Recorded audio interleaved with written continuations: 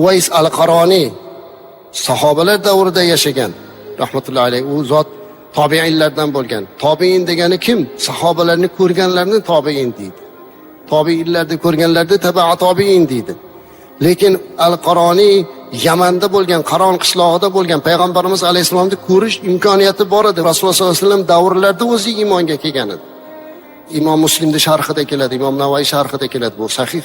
Borib sahobalik baxtini ko'rishligi mumkin edi payg'ambarimiz alayhisolamni ko'rib, lekin onasi qari bo'lib qaraydigani yo'q bo'lgani uchun chiqa olmagan. Yig'lar edilar payg'ambarimiz alayhisolamni ko'rmaganlikdan.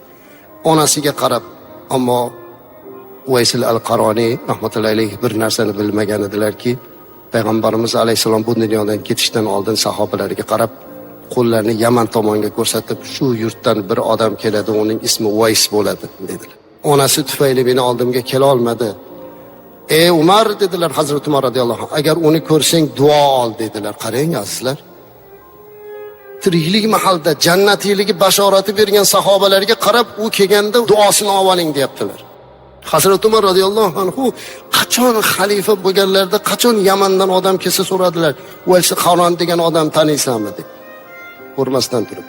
Payg'ambarimiz alayhisalom ishora beruvdilarki, u yo'g'on bo'ladi, qo'lida bir oq dog'i bo'ladi. Chunki u maho kasali bilan og'rib, duo qilib Alloh shifo bergandan keyin Allohdan so'ragan ekan, "Tangacha joyini menga oqlikni qoldirib qo'yginki, seni marhamatingni unutmay yuraydi."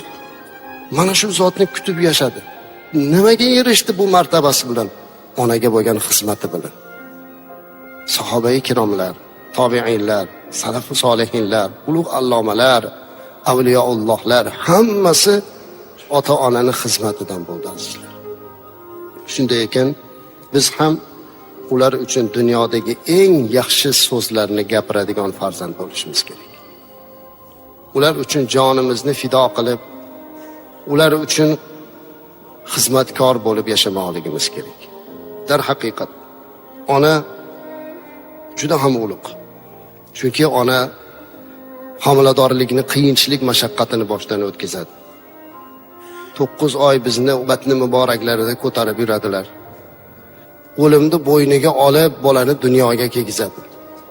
O'lib qolish mumkin azizlar. Shunga rozi bo'ladi. Kechqurungi uyqusini bolasining uxlashligi uchun o'zini uyqusidan kechadi. Bola kulsa kuladi, yig'lasa yig'laydi. Jonini fido qiladi. Lekin biz katta bo'lganimizda bu xizmatlarda hammasini afsuska unutamiz.